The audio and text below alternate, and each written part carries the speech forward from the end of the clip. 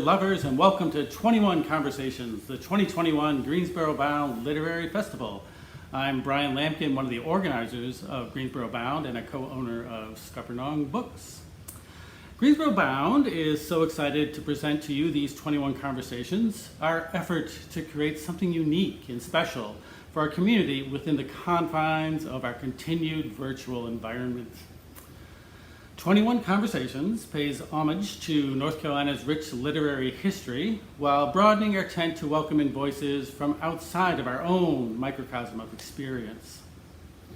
This featured presentation is but a taste of the 52 authors that we have gathered together in a series of delightful, sometimes unexpected, but always edifying conversations. Since our inception, Greensboro Bound has been committed to providing programs just like the one you're about to watch, 100% free to our community. In order to do that, we need the financial support, both big and small, of readers just like you. Please support Greensboro Bound by giving now. The text to give phone number as well as our website are on your screen.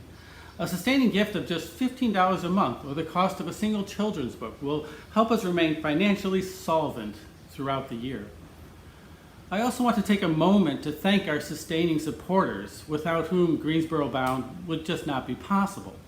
Our utmost gratitude to the Edward M. Armfield Senior Foundation, the Ruth Lands Memorial Fund, and Arts Greensboro for their continued belief in our vision to bring together readers and writers of all genres, ages, ethnicities, identities, and voices to foster an understanding of writing as a process that allows free expression, deepens critical thought, and helps sustain a culture of inquiry and delight that is open to all. Thank you again for joining us for the 2021 Greensboro Bound Literary Festival. Please enjoy the conversation.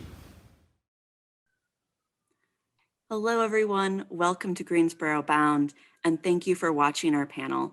We are going to be speaking with editors ALICE QUINN, poet Nickole Brown, and poet Traci Brimhall about their latest work, and I'm very excited to have them with us today.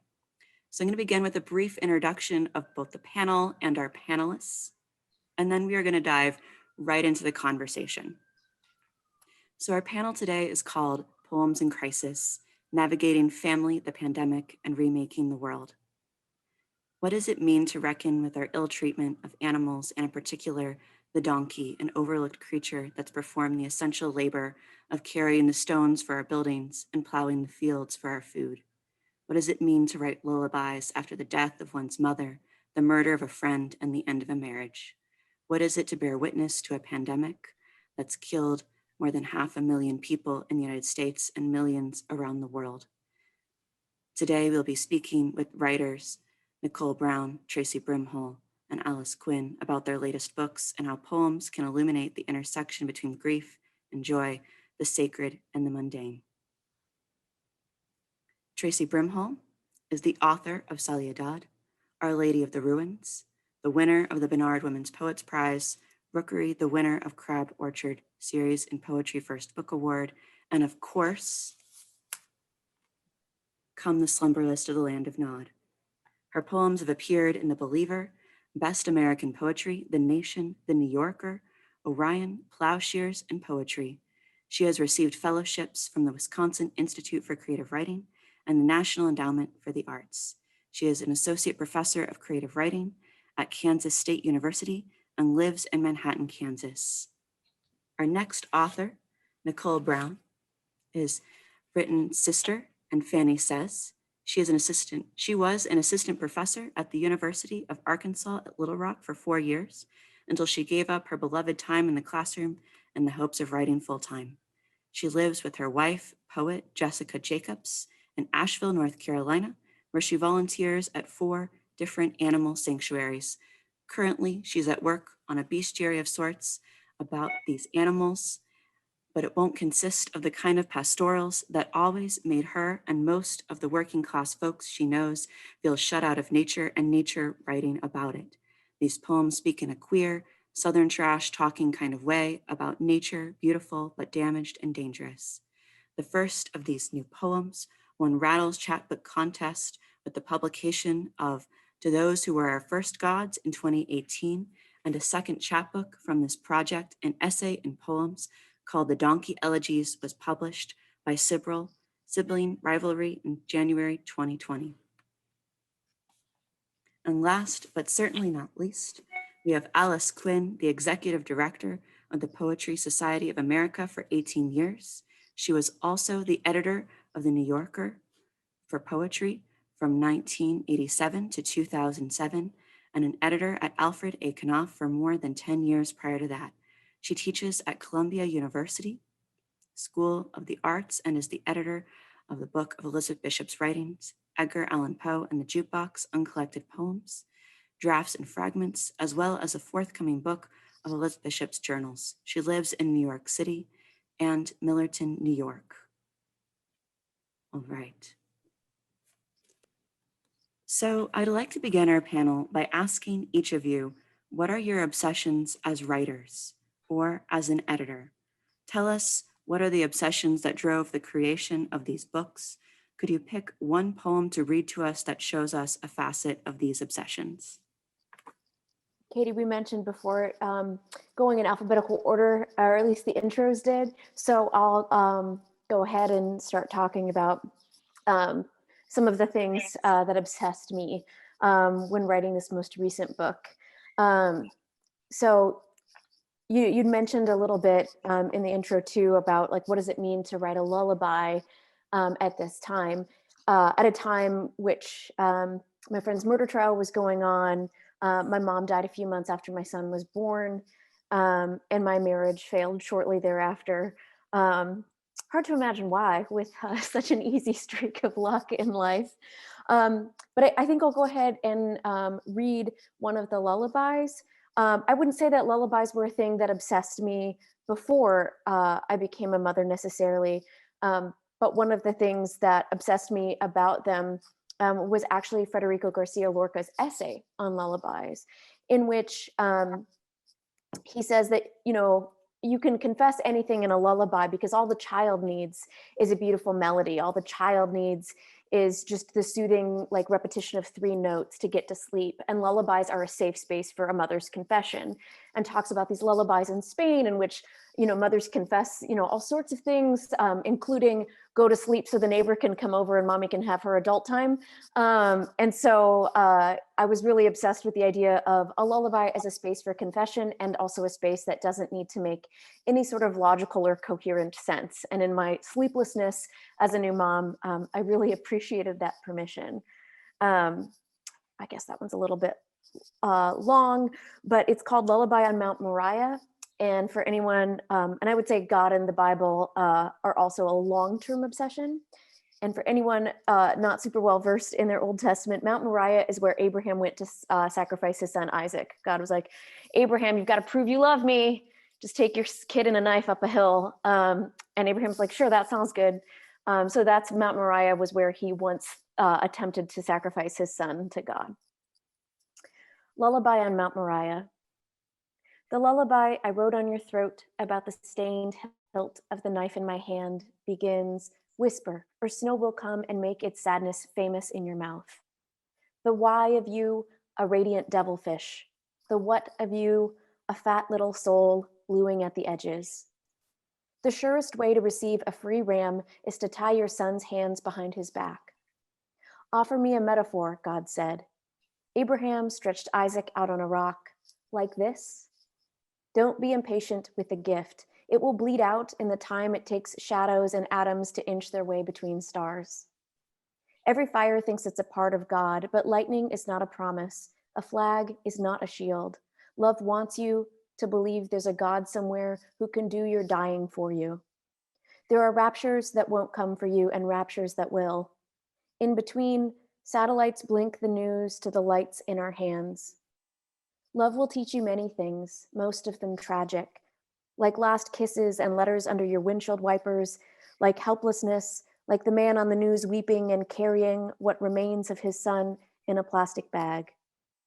And Abraham said, "This is how much I love you," and measured Isaac from ankle to scalp.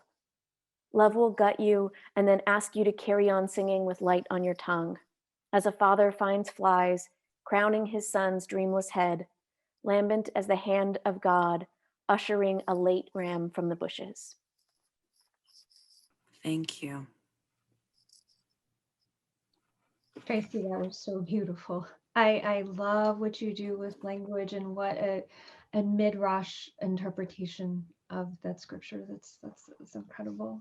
I'm so glad to be here. Thank you so much for inviting me. So in terms of obsessions, I would say that I'm obsessed with language. In particular, I'm obsessed with the very difficult path that we have to take to communication. A lot of this has to do with the Kentucky that I grew up in as a child. I had a very different accent than I did now. I had a lot of words I really needed that I didn't have. And I also had a lot of words that fed and nurtured me that I had to leave behind.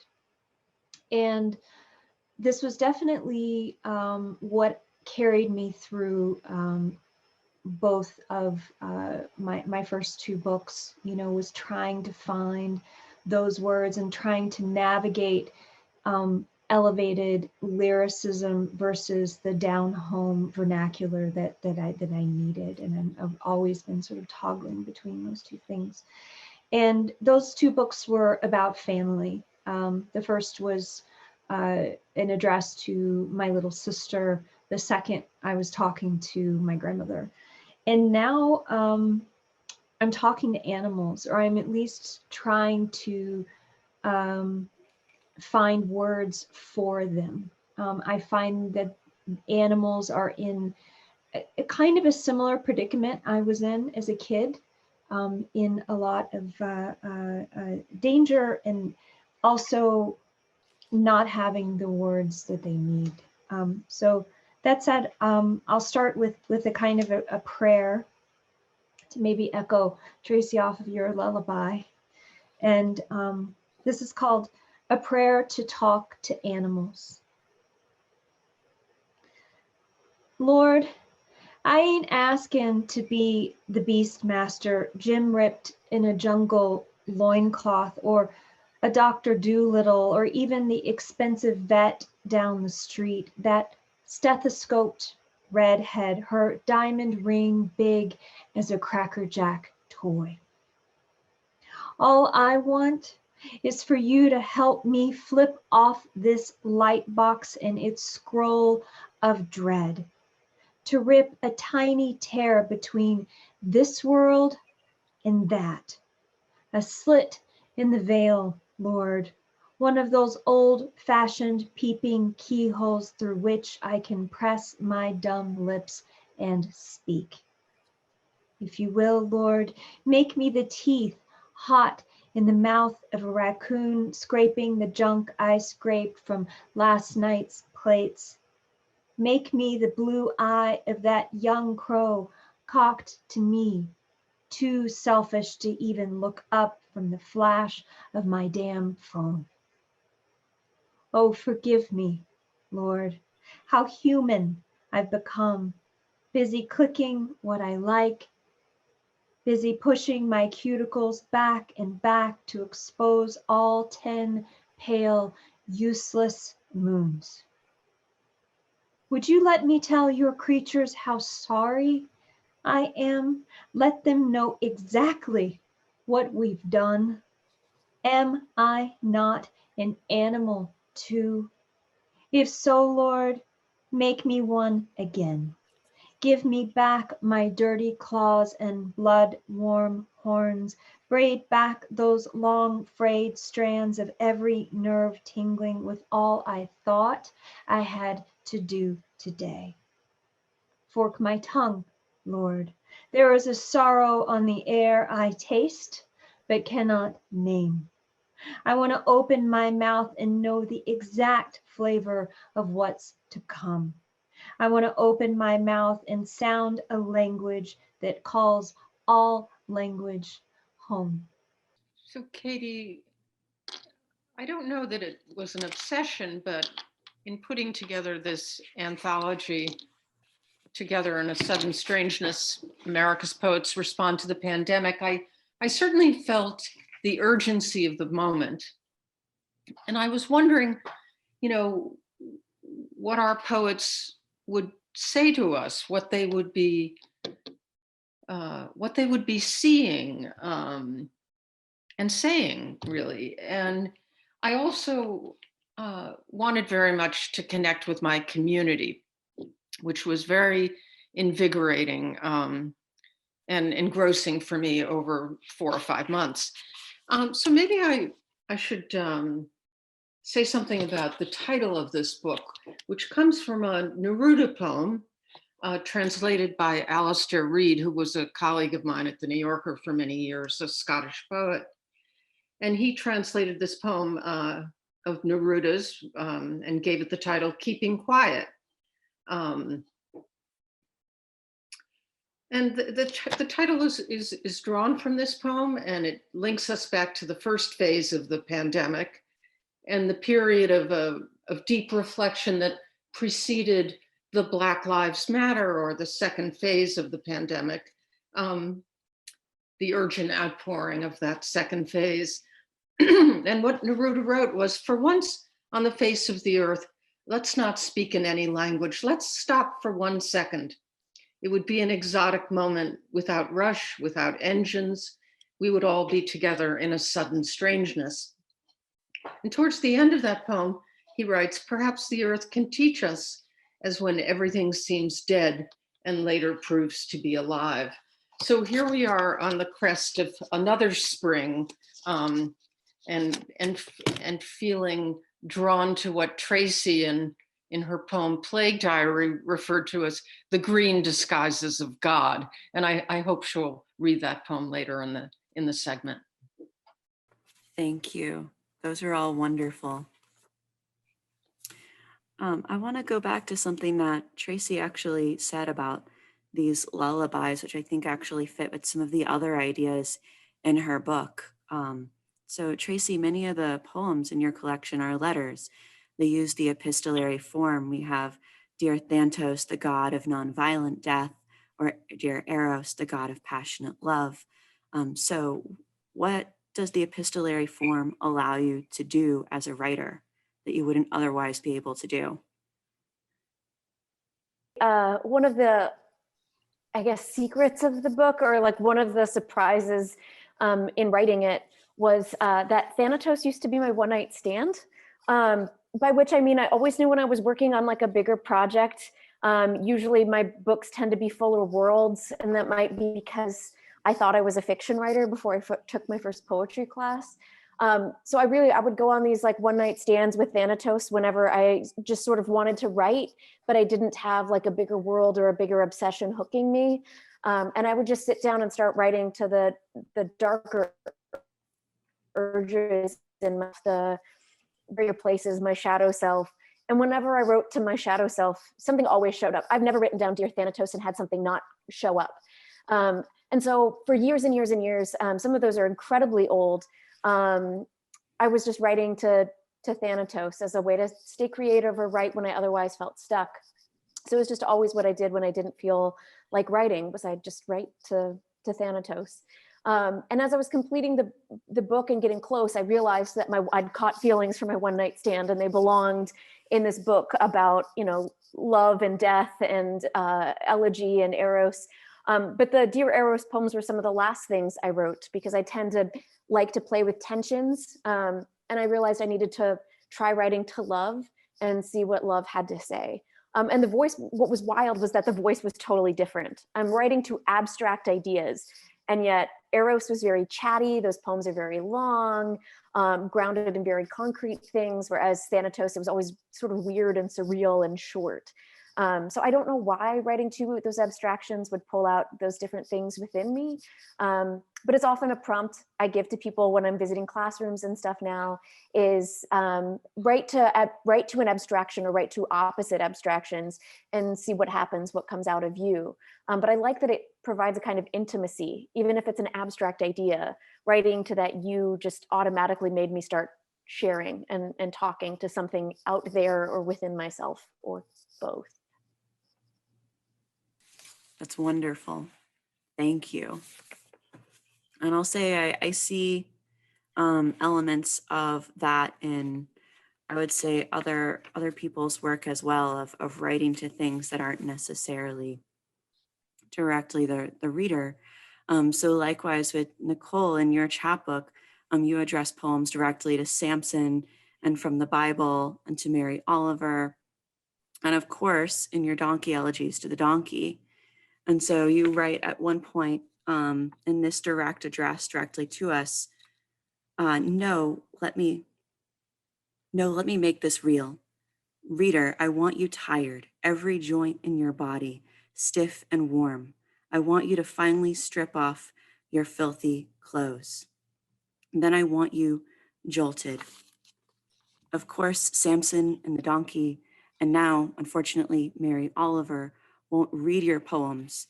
So why engage with writing in these different figures? And why then shift to directly acknowledge the person at the page? What does this change in address allow you to accomplish as a writer? That's a good question. I think that address has always been very important to me. When I was writing my first book, each of those poems are an epistolary poem addressed to my little sister. And the reason I did it is because when I was just talking to myself, I would spin out, and I would spin out in little knots of self-pity and rage, and I would get stuck. And when I realized that I could take all of that energy and put it towards a mode of communication, no matter how impossible, it helped me greatly. And I think I became very attached to the epistolary form. I became very attached to the apostrophe, and the idea of, I'm going to address something that will never answer me. But of course, isn't that what poems do? They ask questions that there are no answers to.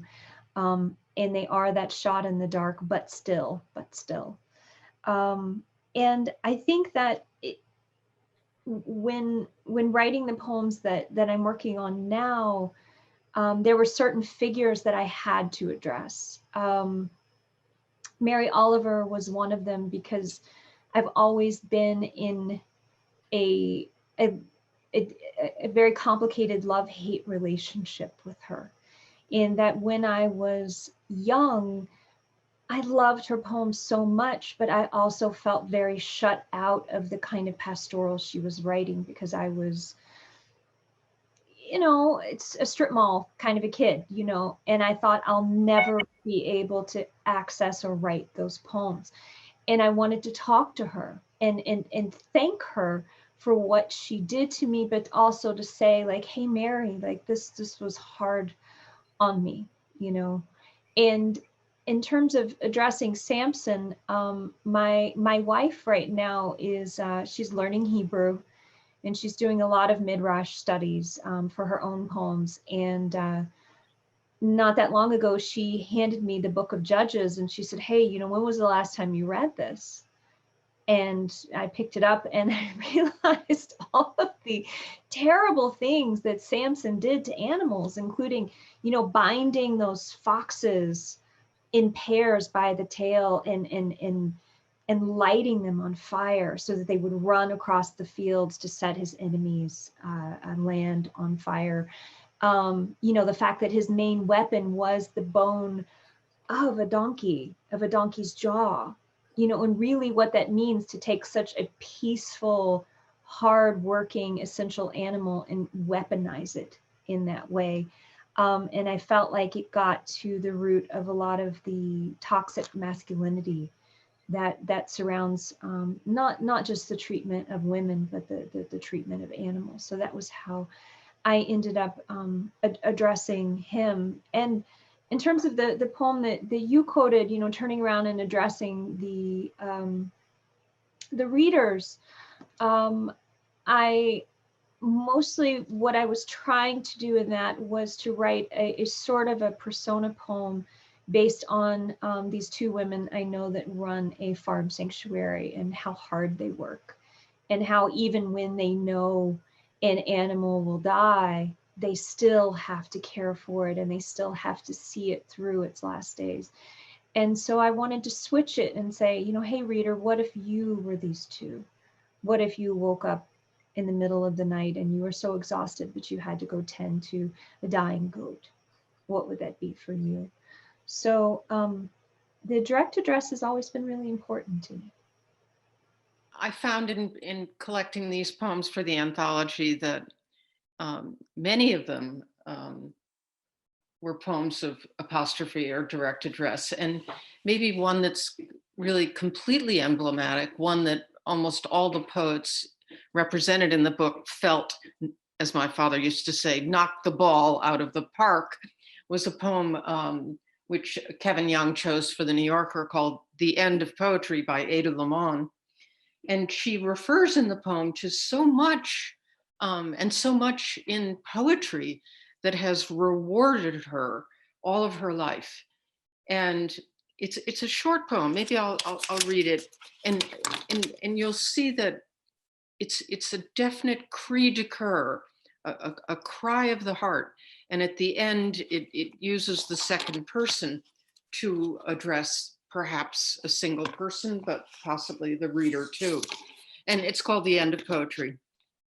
Enough of osseous and chickadee and sunflower and snowshoes, maple and seeds, samurai and shoot, enough chiaroscuro, enough of thus and prophesy, and the stoic farmer, and faith, and our father, and 'tis of thee, enough of bosom and bud, skin and God, not forgetting, and star bodies and frozen birds, enough of the will to go on and not go on. And she just keeps piling up these marvelous details that of everything she's cherished so, and it builds to this moment of enough of the pointing to the world, weary and desperate, enough of the brutal and the border, enough of can you see me, can you hear me, enough I am human, enough I am alone and I am desperate, enough of the animals saving me, enough of the high water, enough sorrow, enough of the air and its ease, I am asking you to touch me. I'm so struck by how so many of these poems are addressing God too, including later on, Traci, your green disguises of God. And I think that we are brought back to this reflection on the source of everything when we have this frank luxury of so much solitude, which, you know, for a lot of poets and readers has a kind of hermit joy to it. Anyway, that's been striking me, even in this moment together. Both of your poems touched very forcefully on God.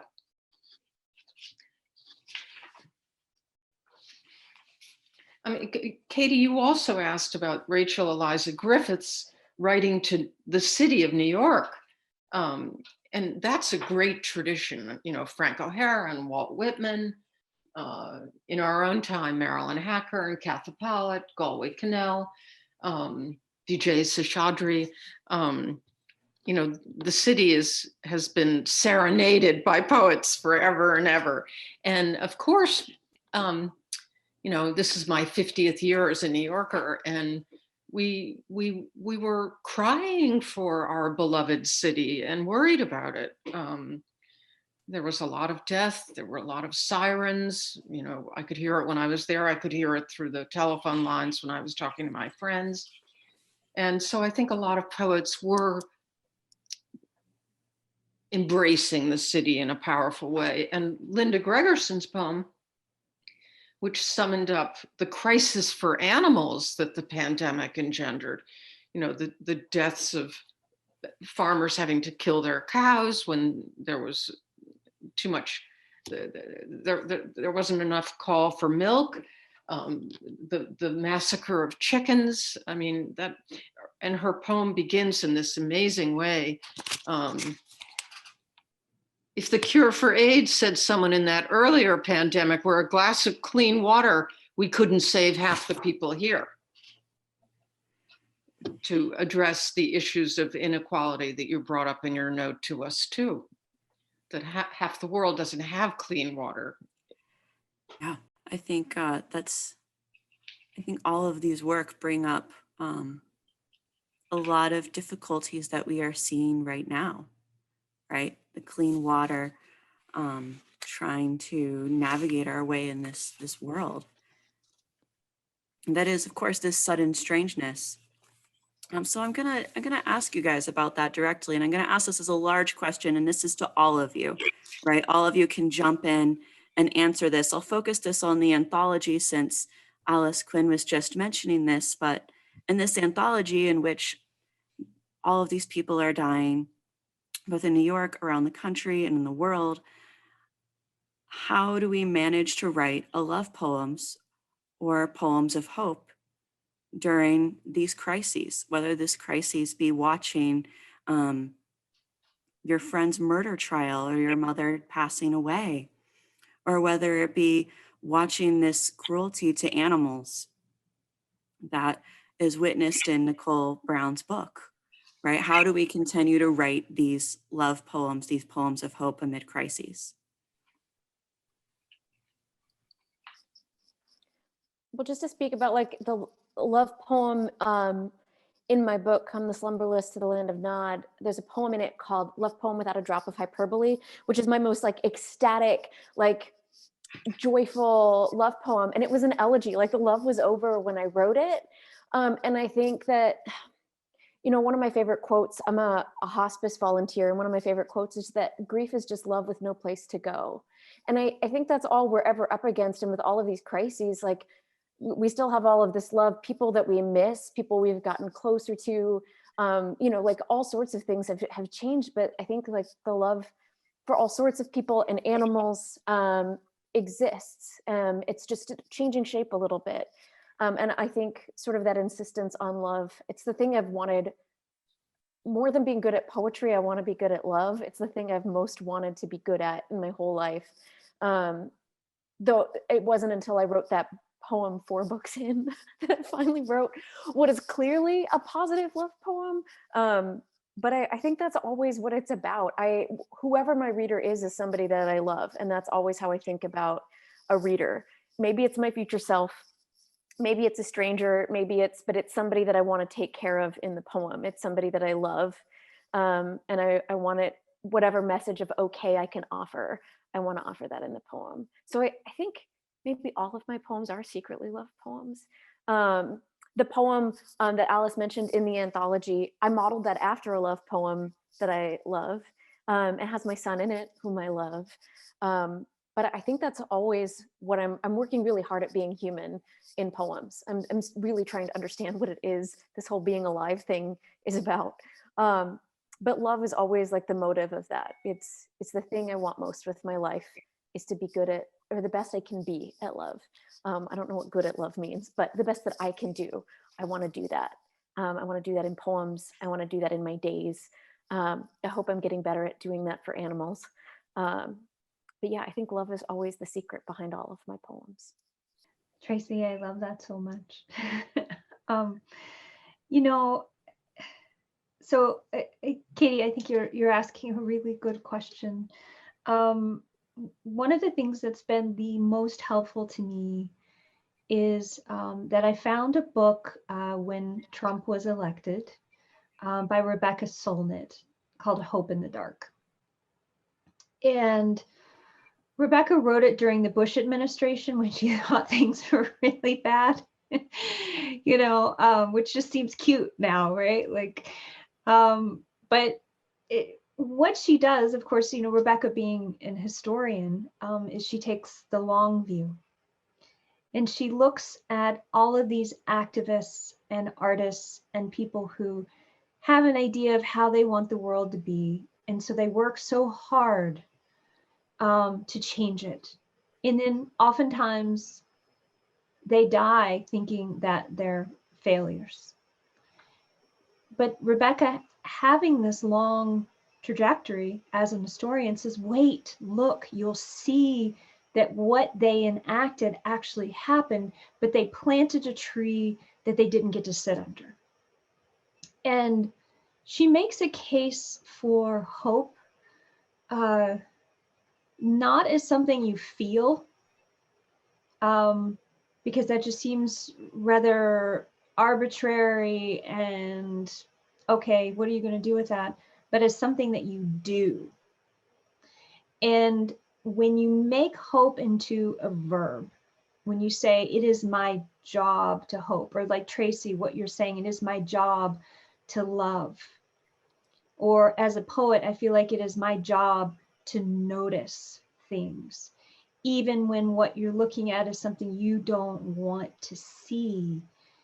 It really changes things, because, and I never understood it in all of my Catholic education as a really young kid. When I heard that despair was one of the 7 deadlies, I was like, well, that's not fair. Like all the 6 others I get, but I don't get despair. And I'm starting to understand it now, because when you put your head down and you just give up, it does a lot of harm. And that fight to love, that fight to hope, I think is so very important to our survival. Traci, what you said that about your reader, that your reader might be somebody you want to take care of in the poem. And that is such a good piece of advice for writers.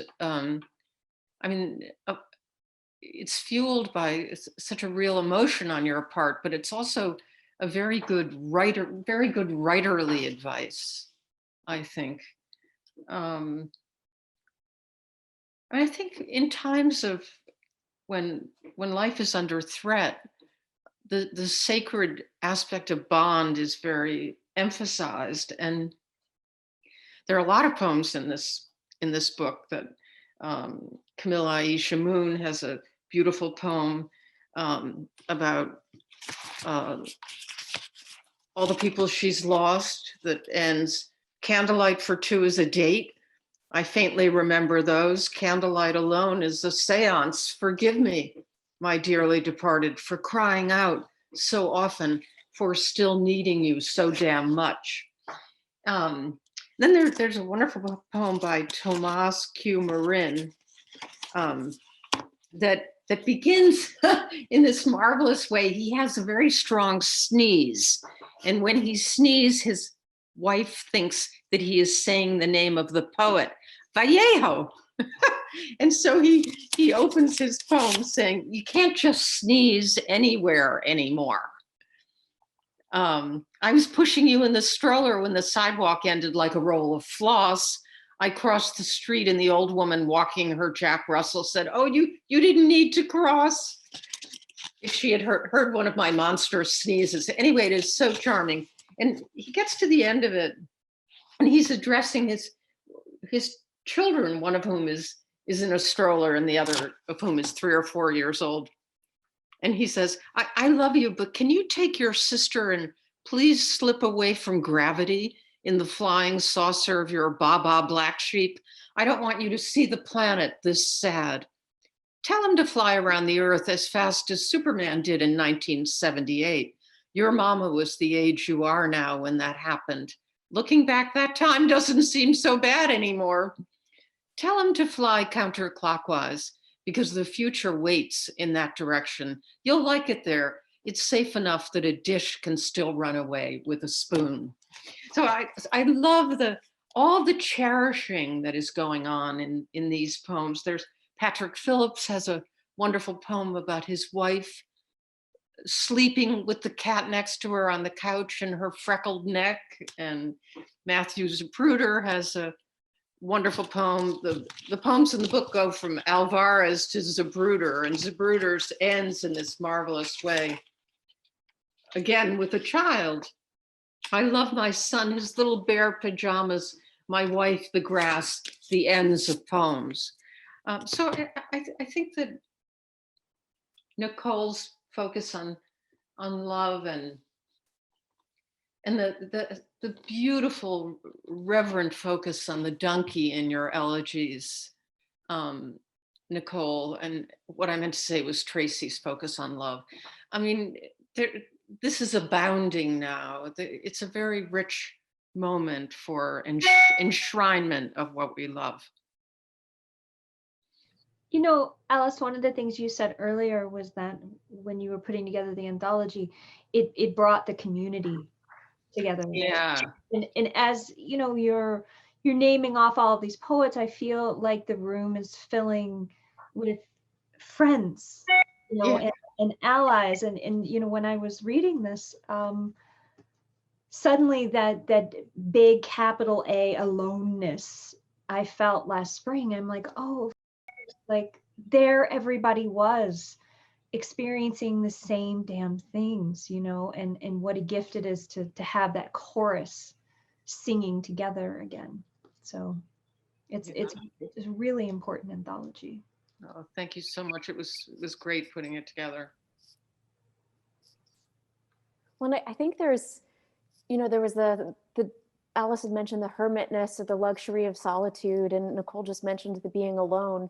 There's a way in which I feel like super disconnected with all sorts of relationships and friendships and colleague, you know, ships that I used to have. And yet you might have seen my child was trying to get me to buy something for him on the iPad in the middle of my reading today. And like, there's this, like the dog is on me and needing walks, and the child is always with me. And there are relationships that are like more deeply entrenched, and other relationships that are gone or are changing.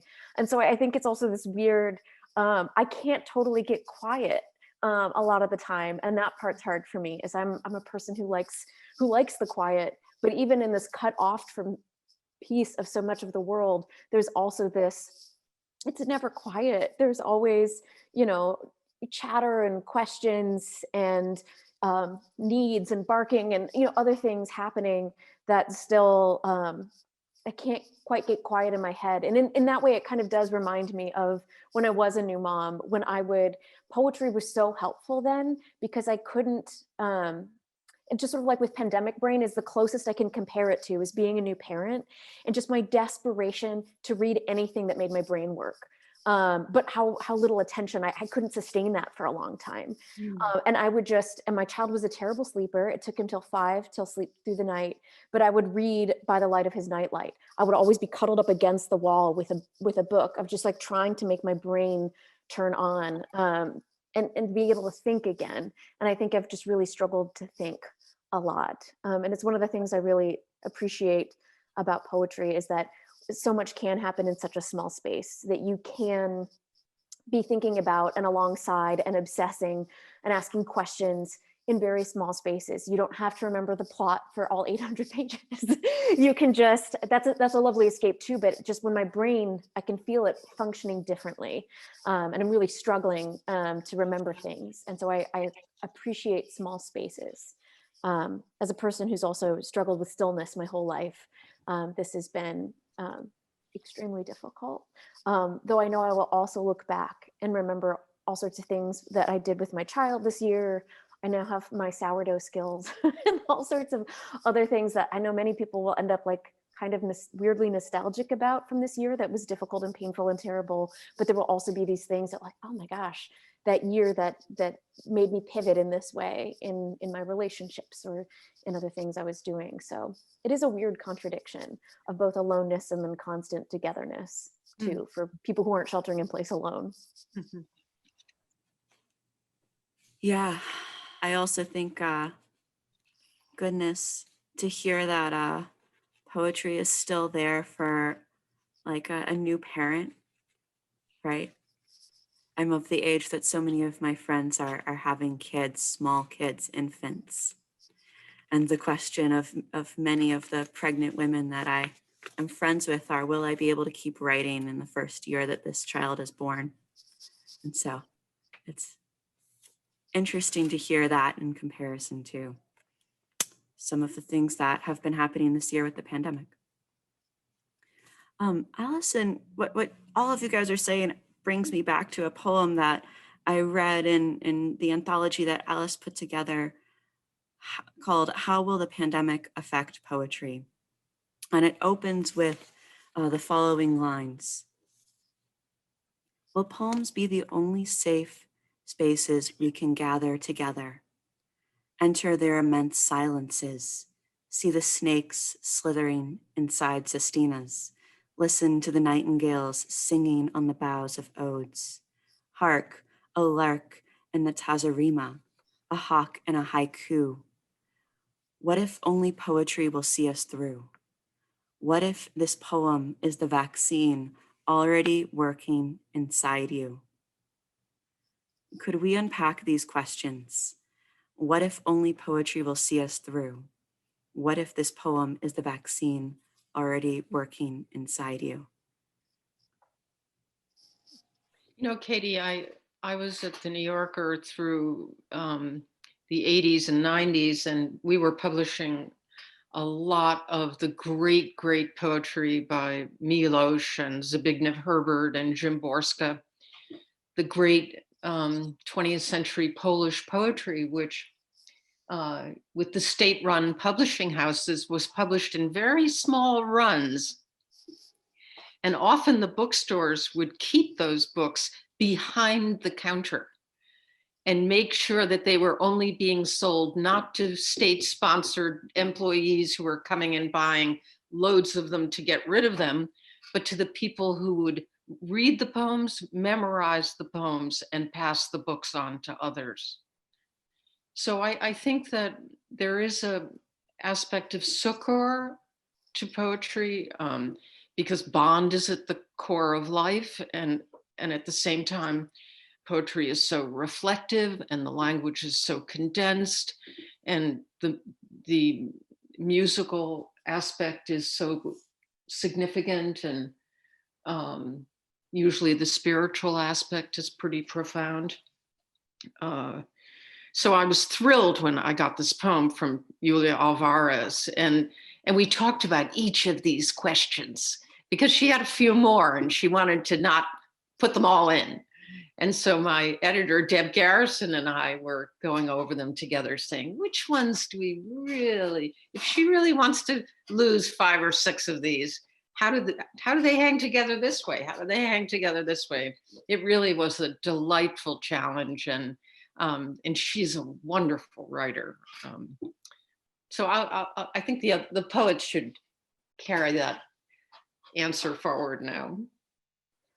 Well, and thinking about like what the emotional vaccine, right? Because yay science, and all the rest, my body making its own spike proteins at this point, which I'm very excited about because I've had my first shot. But thinking about like what is the emotional vaccine or what keeps you, I have to say, like, the more in grief I am, the harder it is to write.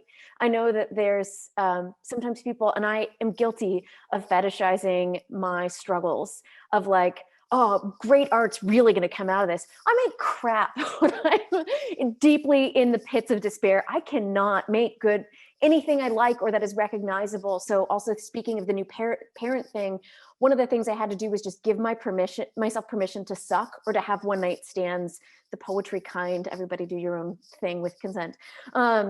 But just to give myself permission to make crap. And I'm so excited that I make crap, because then there's still a memory, there's an emotional photograph of what it meant to endure that, what resilience looks like, what it feels like. I spent most of the year hating the Phoenix, because it is exhausting to give birth to yourself over and over again, and the number of trials that you end up with.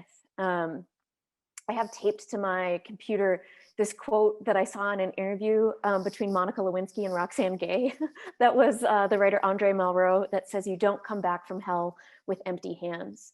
And I have to make meaning out of what I experience, or it just feels like torture for no reason. That doesn't mean I'm really excited about all of the pain that has happened in my life or in this past year, but by making meaning out of it, I hope that it's that thing that you want to transform your pain, you want to transmute it so you don't transmit it. I don't want to take my pain out on other people. I don't want to take it out on my kid at home. I have to put it in a safe place, and I put it in language. And so I think that's part of making art, and just letting it be crappy sometimes. Is just make stuff because you gotta. I think part of the emotional vaccine is taking care of yourself in poetry. And that means like letting it be messy, because people are messy. Art is a process, grief is a process. And that you should just make things not to speak to a generation, but to speak to yourself, to like have that time where you figure things out and you tell yourself the story of what you're going through so that you can get to the other side of it. And just like fully letting yourself write badly. I think that's one of the best things I can do, is just be like, you know what, I'm gonna write my bad poem today. Because I'm always grateful, even for my bad poems, because I'm grateful that I remembered to write something down so I could see myself. As important it is to be seen by others and have that bond, knowing yourself well or remembering things accurately is really important. Traci, I'm with you. I haven't been writing very well this year. I've been taking notes, and that's as close as I come.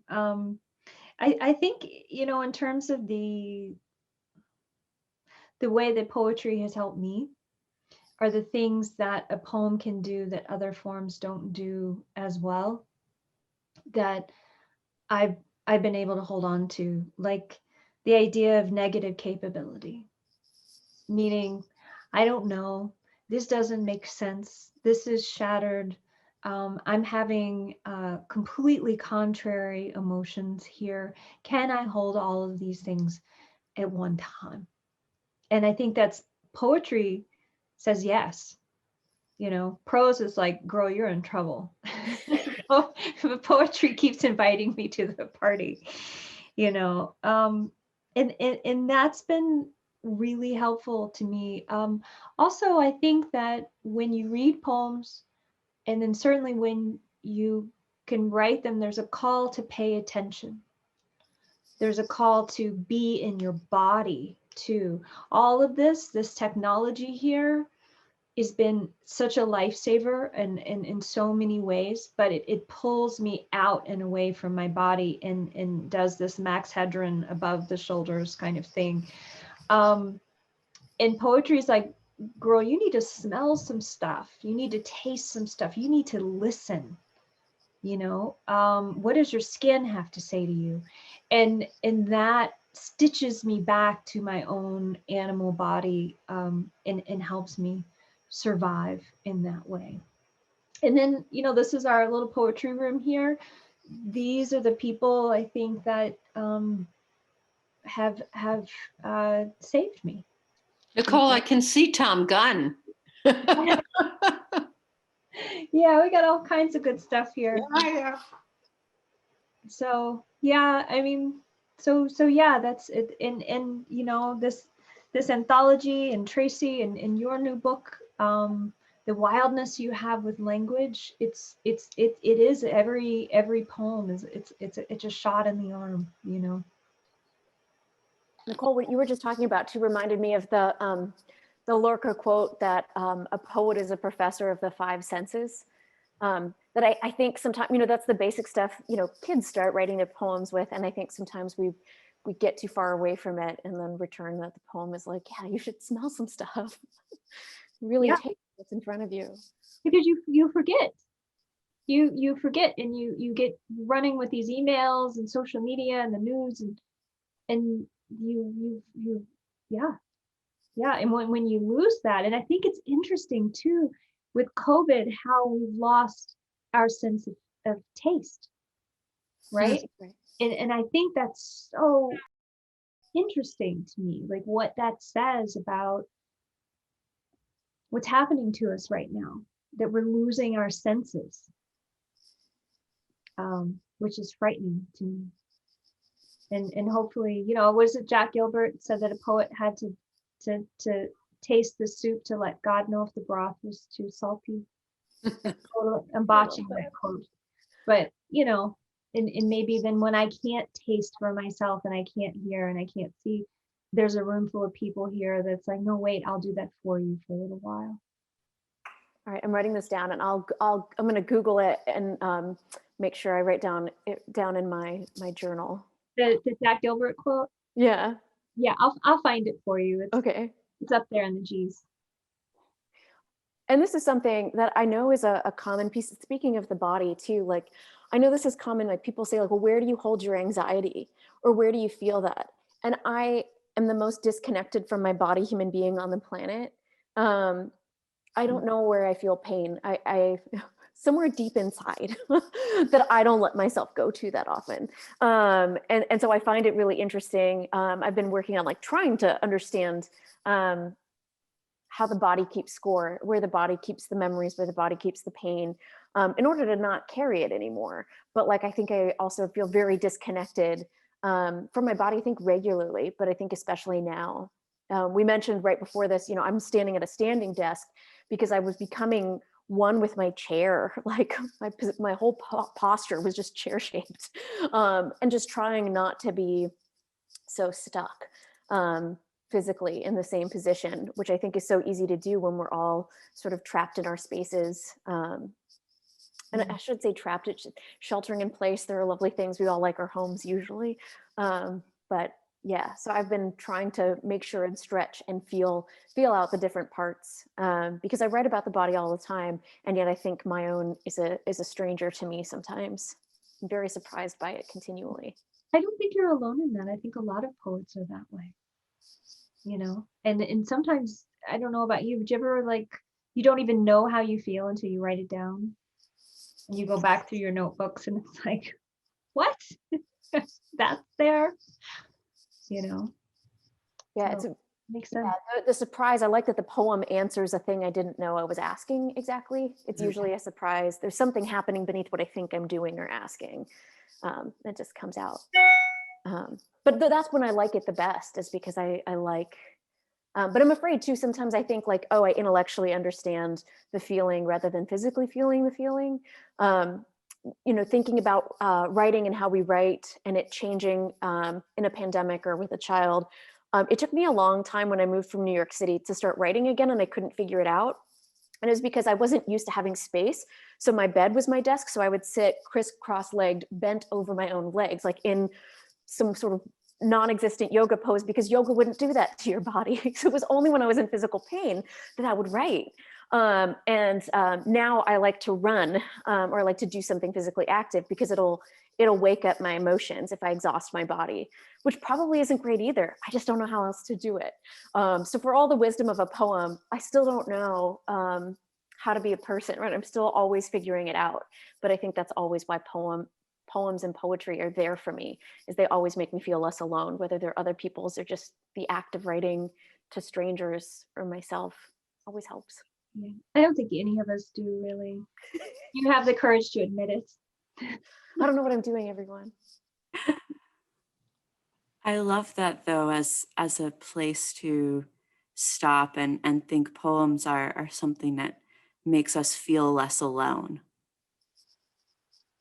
Right? I think that feels very much like what poems do. And so I'm going to ask you, what is a poem that meets this current moment that perhaps makes you feel less alone? Well, Alice asked me to read the one from the anthology. So I'm going to read my poem that appears in the beautiful anthology that Alice put together. This is called Plague Diary, and I wrote it very early on, about a year ago. I open and close on the same word, which was modeled after a love poem, Lessons from the Kama Sutra by Mahmoud Darwish, that I always love and love to teach. So this is Plague Diary. Today my son fell into the knockout roses and a tendril of an old idea of heaven preyed on him, and an older idea of forgiveness wept from his leg. Today, beyond the garden, clouds marshaled like white blood cells to an infection, and the sun did its daily dying across the burnt prairie. The pink and black of a basement tattoo parlor where a paraclete needled a psalm into my back. Today, my son and I tugged pansies apart, their roots knotted like a widow's hair. We pushed them into pots and barrels, brightening, no, shocking, the dull yard with its still winter brown. I wanted to claw out last year's weeds, pull the fat white taproots free like spines, but my son ran inside with his neon sandcastle mold to fill the water and wet whatever could still grow. Today, I walked the worn shadows to the pond and congratulated myself on my attention, my ears tuned to the blackbirds, my eyes catching the hawk. Today, my heart, silly little star cup, measured the odd inches of the crocus. The lamb's ear pushed its silver centimeters towards whatever pilgriming moonlight would come to heal, but the green disguises of God, who's on his way but not ready to save us yet, were all I found today. Thank you, Traci. Silly little star cup. It almost hurts me when I hear that.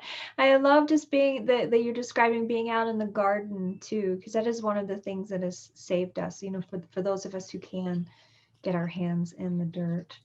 For me,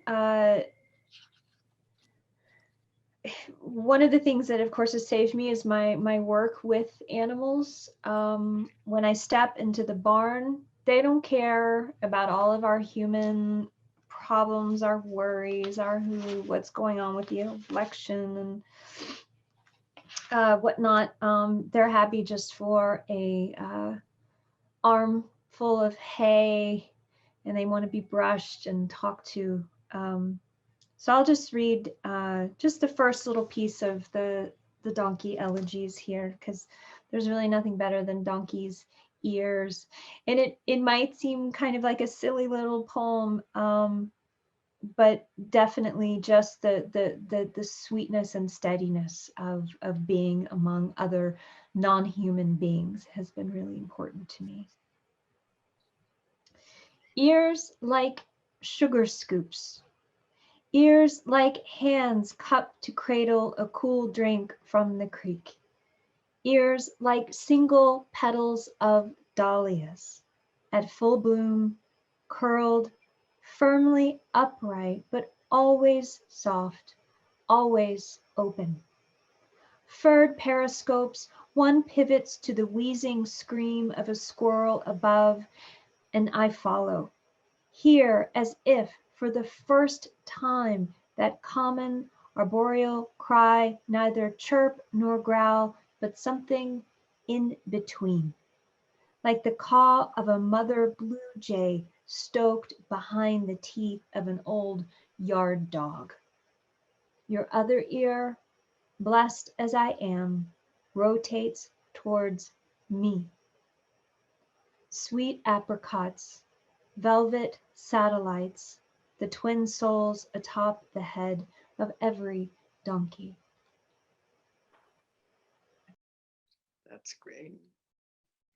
Wonderful. Both those poems, fantastic.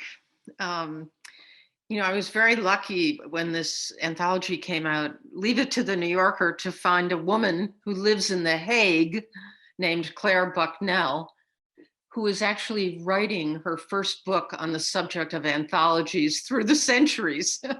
And so she managed to kind of contextualize anthologies, you know, the impulse to compile them and the appetite, maybe even the need among readers for them, really beautifully. She talked about how they capture what the present feels like.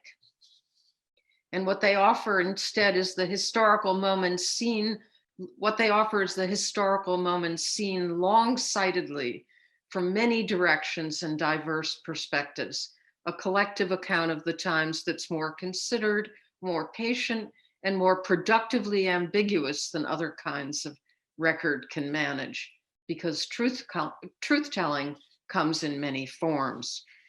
So her name is Claire Bucknell, and she did such a wonderful job with that piece. So I thought maybe I would read a poem that I love by Susan Mitchell. It's a poem of sorrow and celebration and of shock and of remembrance. And it summons up her youth, and when I read it, my youth. And I think you'll get the meaning of it. It starts with the parties of our youth, and it's called The Dance by Susan Mitchell. No, they don't make them the way they used to. Conversations with real cornices and windows overlooking parks where children played and old men fed pigeons while they talked and waved to others just arriving. Conversations stuffed with oysters and oranges and glasses of red wine that kept spilling.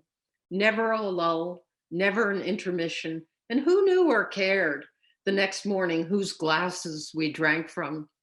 Let it come, we said, and it came in hordes, stomping snow off boots, shaking rain from umbrellas and hats.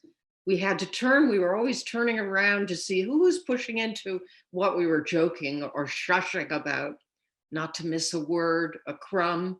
No, they don't make conversations with tier on tier of balconies, with real breath you can feel on your cheek, breath that whiffed of garlic and turmeric until all rooms were thick with it, even the half-dark bedrooms piled with coats where phones rang and someone kept shouting, "Why not?" And those who left went on talking down narrow stairs with death-defying leaps into subways at rush hour. And if a stranger or two joined in, the conversation knew how to expand like tables with extra panels that can always make room for more. Yes, those were conversations that could dance us off our feet, make us dizzy with twirling the way they spun round on round and left us. Nothing ends when it seems to end, we said, or begins when it seems to begin. So out of breath, we had to stop for a moment. Just a stitch in the side, we said, just the twitch of a muscle, a tickle in the throat that made us cough hard enough to turn off our mics when we zoomed across time zones. Turn off the videos so no one would see us propped on pillows. A bad hair day. We bluffed at meetings as we hid behind medallions bearing our initials, so no one would know how we'd been strained to thin gruel, a clear consommé with no more substance than images we embraced wildly in dreams. Is it you? Is it really you? Before we woke and remembered who was dead. Thank you, all of you. I am so glad that we've had you here on this panel today, and I am grateful for your poems and these books. I'm trying to think of last words. There's so much that I've gotten from the three of you. So thank you. And thanks for the good questions, Katie. Thanks for the brilliant answers. Learned so much from all three of you. Alice, the end of that poem is just so like, It just touched my heart. yeah. Yeah. Alice, do you remember the butterflies when I came to visit you at the New Yorker? Do you remember that? Outside your window? Oh, you were with me. That You was remember that? yes, it was a carpet of monarch butterflies. Yes, so she had this office that was high up. I don't even know what floor you were on. It was like an eagle's eyrie on the 21st floor in Times Square. Yeah. And I came to see you, and we both looked out the window, and there were all these monarch butterflies flying past your window. I'll never forget it as long as I live. I know, it was a carpet. Yeah, it was so extraordinary. And the wind was really kind of rough, and some of them were pushed against the glass a little, if I remember, and they were all. I'm so glad you were with me. I'm so glad to have that. I think of that moment, and I'm so glad a poet was with me then. Oh, I've never written about it, but I've held on to it for years. for There was years. also a peregrine falcon, in the following winter. That was a lot goes on in Midtown Manhattan. Yeah, it's like the one thing I wouldn't expect to see out that window, right? It was so cool. Yeah, the Greek word for soul is the same word as the word for butterfly. Oh, wow. Oh, I love that. And I wonder if that's tied to, that's one of the most common visitations from the dead, is butterflies. And I don't know if it's tied to that etymology of both soul and butterfly sharing the same Greek word. But for the future poem about the carpet of monarchs outside the New York window, Thank you. that might be helpful. Yeah. Yes, absolutely. Thank you. Remember Martin Oh, Johnson's that's wonderful. beautiful paintings of butterflies? Chris Benfey, who's a Dickinson scholar, wrote a book with butterfly in the title about Dickinson and the whole mid-19th century enchantment with butterflies. I have a quilt on my bed from that period that's full of butterflies and hummingbirds. Love that. Thanks again, Katie, and thank you both to Nickole and Traci. Thank you for your poems. No, this Both was of you, yeah. wonderful and connecting. Thank you again for joining us for 21 Conversations. If you enjoyed this presentation, please like and share with your friends and fellow readers. One final reminder that Greensboro Bound is a nonprofit organization committed to bringing together readers and writers throughout the year at zero cost to our community. Please help Greensboro Bound maintain that commitment with a sustaining or one-time gift now. The number to text to give and our website are on your screen. Thank you. We look forward to seeing you in person next year.